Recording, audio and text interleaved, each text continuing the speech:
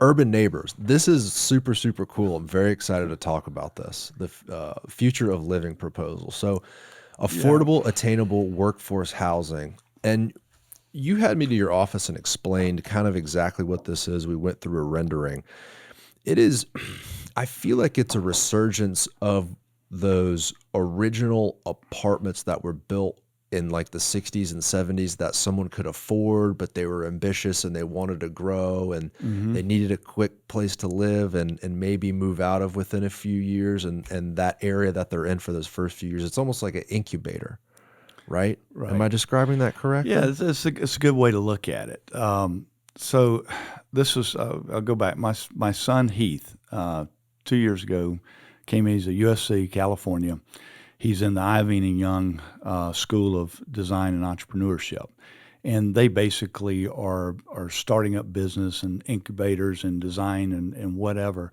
And he came in for the summer and wanted a project, and I said, I have been really grappling with solving the middle market for senior living and looking at affordable or attainable housing.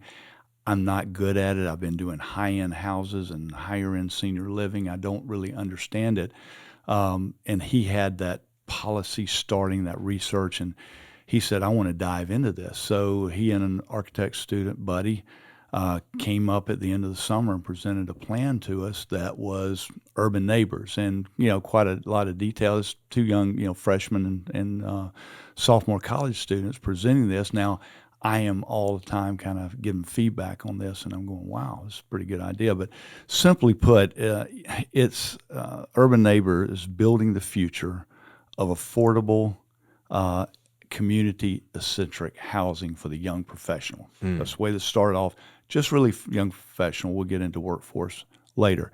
And the idea was how to really build a better mousetrap. How do we get the rents down? When he started doing the research, he did a lot of this market study on his own research, and we started comparing the rents.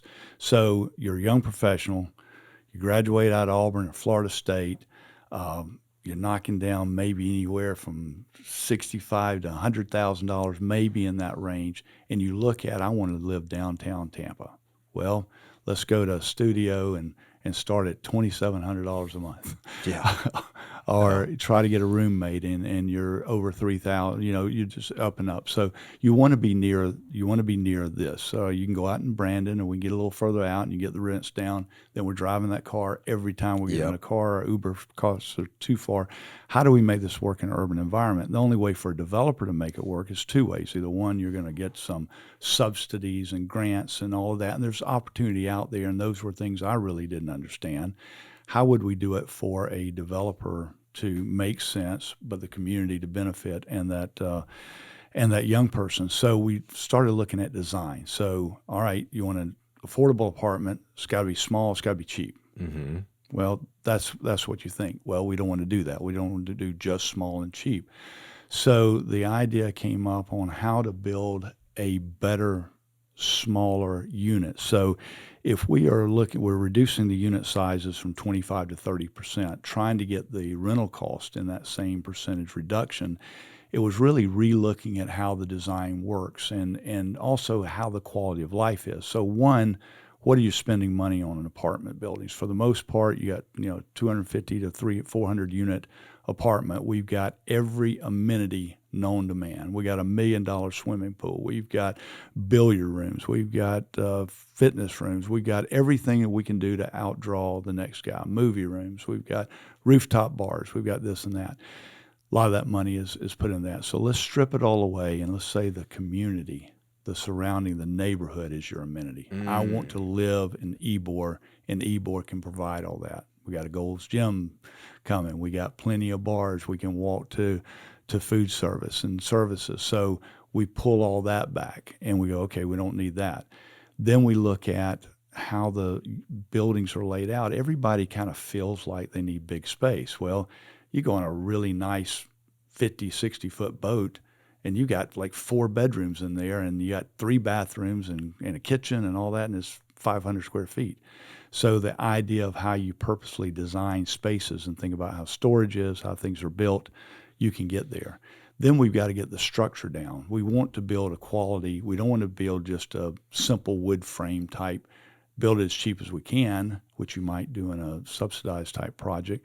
We want to have good quality. So the idea was for him to blend, go one slide up or a couple slides up to get the idea, is that one slide down is the idea was really to get community, design, and affordability. How do we do that? So the design, and again, this is the one more down. The idea was simply, how do we get outside quarters, straightforward structure? The outside quarters become the front porch. So Heath looked at the casitas in Ybor City, all the little shotgun houses that are lined up where people lived. They came out after work, they sat on the front porch with a beer or a cup of coffee, and you were right there to your neighbor, was right there on the next front porch where you could reach over and shake hands. And today's apartments, you go in through a quarter, and the smaller ones especially, you go in a quarter, might be a kitchenette, there's a bathroom, and then the room is in the back. And there's usually no balcony. And when there is a balcony, and you can ride down Channel Side at 6 o'clock and look up at the 400 unit building, and you see like 3 people sitting out on that back balcony because it's kind of theirs. It's kind of isolated. You might be out there having a book. So the idea was to bring back social interaction through encouraged cross socialization. So the idea of a front wide porch, and you mentioned the old 60s and 70s 2-story walk-ups where they did that. And then all of a sudden people are down in the courtyard, they're barbecuing, they're walking the dog, the kids are playing, they're sitting out on the furniture on the porch. So we went back to that old concept. And if you go a couple more, one more slide, Tyler, the idea was that, okay, we can see our neighbors from our front door and our front porch, so we can interact. Joe comes by after work and sees you. Hey, I'm Joe. Stop by and have a beer later. And you start that interaction instead of the isolation. And some of the micro units, especially, we've seen they're small, and you go down a 5-foot corridor, dark into a door, and other than maybe meeting down in some shared amenity, you're not going to really see your neighbor, maybe in the hallway crossing. Here, the idea, one more slide, the idea was to open it up. And again, this is Heath and Dan from USC, college guys going, this is the way we ought to live. And the amenity stack was on the right. We had, at this point, we had shared kitchens and shared laundries. We've kind of dialed back on that through, studies and really working and doing some focus groups and what does your son's like peers think of this? I mean, he's really in the demographic that would use this type of housing out of college, out of high school. What do his peers think? Well, they went out and did surveys. They went online and surveyed people to understand if they would like this. And the answer is yes, absolutely. The living style. And this has been done in the condo market. He patterned some of this after some Australian condo co-ops that have been done where people kind of live together and share a little bit. It's kind of like that old seaside thing. We're gonna have a little herb garden on the roof and sing Kumbaya every night. And to some extent, it can work if you design it right, if it's purposely designed for everybody to interact with each other. So we took these early concepts that we worked on the first couple of years, and we started developing them into a prototype. The next slide kind of looks at one. We're looking at different things. This is one of the concepts that we're proposing in Ybor that is still early on in concept, but the idea is to create a inward focused, and you bring the buildings to the street, and this is not 7th Avenue where you have to have the balconies. We're going to bring them inward focused, and we're looking at different shop options for a coffee shop on the corner, maybe a rooftop. Then everything else is the units, and no more amenities here. So, and then on some other slides we started looking at the concepts of what that looks like. You have one or two very small spaces for sharing for the common living rooms and things, and the rest is just the outdoor space. And this was looking at putting some of this in some mixed-use projects. Again, initial studies with urban neighbors, a courtyard. This is where it went over some retail, where we could come in and do it as a mixed use. So if somebody's got a mixed use project, they're looking at condos, apartments, retail, office.